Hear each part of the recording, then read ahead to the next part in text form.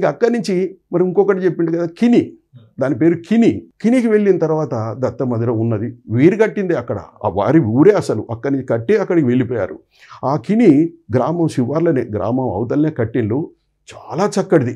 ఆ పూజారి వచ్చిండు. ఆ పూజారి రాజు అనే పూజారి, అతను బోర్ నీళ్ళతోటి మొత్తం ఇంత దొడ్డు బోర్ నీళ్లు పోస్తానాయి.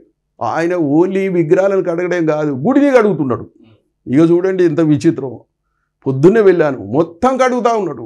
ఏమిటి అని, రోజు కడుగుతాం సార్ అని. గుడి మొత్తం అంత వెడల్పు ఉన్నది, కొంత రేకుల షెడ్ ఉంది, కొంత స్లాబ్ వేసింది, మందిరాలు 3 ఉన్నాయి, దాని ముందర పెద్ద ప్లేస్ ఉన్నది. అది మొత్తం కడుగుతున్నాడు, తర్వాత విగ్రహాలు కడుగుతున్నాడు. అది నాకు విచిత్రం. ఎక్కడైనా మనం అభిషేకం చూస్తాం, అట్లా మొత్తం చేస్తా సార్ అన్నాడు. మొత్తం చేసిండు. అక్కడ ఒక సమాధి ఉంది. ఆయన తెలుగు సాధకుడే, స్వామికి శిష్యుడు. ఆయనే అక్కడ సమాధి అయిపోయాడు. ఆయన బయటపడలేదు, ఎవ్వరికి కూడా తెలియకుండా ఉన్నాడు. ఆయన నన్ను ప్రచారం చేయొద్దు, నా పేరు చెప్పొద్దు అన్నాడు. అలా కొంతమంది ఉంటారండి, గుప్తంగా ఉంటారు. ఇప్పుడు రాధాకృష్ణమాయి ఉన్నది షిరిడి సాయిబాబా దగ్గర. ఆమె కనీసం ఎవరో ఫోటో తీస్తే కూడా దొరకబట్టి ఆ ఫోటోను కూడా చించేసింది. ఆమె నామరూపాలు లేకుండా చేసింది. ఆమె మందిరం లేదు, ఫోటో లేదు, ఎక్కడ ఎవరూ లేదు.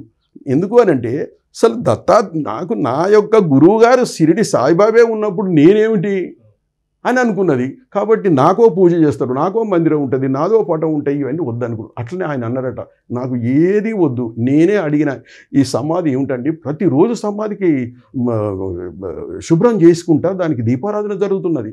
చూశాను, అది చూసా.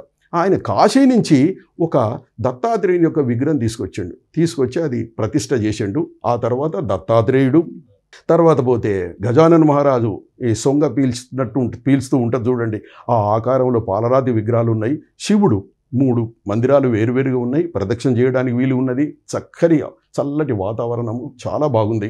అది చేసిండు. అది అయిపోయిన తర్వాత ఇంకా నేను వెళ్ళిపోతున్నా అంటే, లేదు మా ఇంటికి రాండి అన్నాడు. ముందరనే ఉన్నది ఇల్లు, 4 అడుగులు. అక్కడికి వెళ్ళిన తర్వాత ఆయన చక్కటి భోజనం ఏర్పాటు అప్పటి 11 అవుతుంది. భోజనం ఏర్పాటు చేసిండు. మీరు భోజనం చేయండి అన్నారు. సరే చేస్తామని చేసినాం. చక్కగా ఆవిడ, ఆహాహా ఏం ఆనందం. 4 వాళ్ళది పల్లెటూరు కదా, జొన్నల రొట్టె, అంబలి ఉన్నది, తాగుతారా అన్నారు. ఏమొద్దని చెప్పినాం. భోజనం పెట్టినాక చేయి కడుగుదామంటే వద్దు అంటున్నారు. ఏమిటి అన్న, నాతోటి సంతోష్ ఉన్నాడు, సావడే సంతోష్ అని, పుష్ప అని దంపతులు నా వెంట నన్ను తీసుకుపోయింది. వాళ్ళకి ఇప్పుడు ఈ ఛానల్ సభాముఖంగా ధన్యవాదాలు తెలియజేస్తున్నా. ఆమె చేయిలో అందులోనే కడగమంటున్నది. ఒక గిన్నెది ఇచ్చిండు, గిన్నె లాంటిది, అందులో కడగమంట. అంటే వాళ్ళ యొక్క సంస్కారం కనబడుతున్నది. సరే అని చెప్పినాం. వచ్చిన తర్వాత ఆమె కూడా అన్నం పెట్టినటువంటి యొక్క తల్లి కూడా నేను ధన్యవాదాలు తెలియజేసుకుంటా. ఆమె పేరు కూడా రాసిన ఇక్కడ. తర్వాత బయటకు వచ్చిన తర్వాత అక్కడ గాడిదలు ఉన్నాయి. ఓ 11 గాడిదలు. ఏమిటా ఈ గాడిదలు ఉన్నాయి, ఇంటి ముందట ఉన్నాయి, ఏమిటి అన్న. సరే నేను గాడిదలను కాస్తా అన్నాడు. మనం ఏమనుకుంటాం, గాడిదలు ఉన్నాయి అని అంటే, గాడిదలు నాయ అని అంటే మనం ఎంత కొంచెం వేరే విధంగా చూస్తాం. తక్కువ స్థాయిలో ఉన్నారు వీళ్ళు, ఏదో గాడిదలు కాస్తారు, ఇదేదో ఊర్ల పంటి పాలు అమ్ముకుంటా అంటారు, లేకపోతే గాడిదలు ఇదేమిటి అని అనుకుంటాం. ఆయన చెప్పి, ఎందుకు అదేమిటి, నువ్వు పూజారివి కదా అన్న. సార్ ఇక్కడ అంత లోయలు, మీరు చూశారు కదా, లోయలు, మిట్టలు, పల్లాలు, రాళ్ళు, రప్పలు, చెట్లు, ఇక్కడ ఆటోలు పోవు, తర్వాత పోతే బస్సులు రావు, ట్రాక్టర్లు కూడా ఎక్కువ. అక్కడ వర్షం పడితే నీళ్లు ఉన్నాయి, నీళ్ళు చూడడానికి గుంటలు ఉన్నాయి, అందులో నీళ్లు ఉంటాయి, వ్యవసాయం చేసుకుంటాం, ఏదో జొన్న పంట, వరి పంట, ఇది అది పండించుకుంటాం.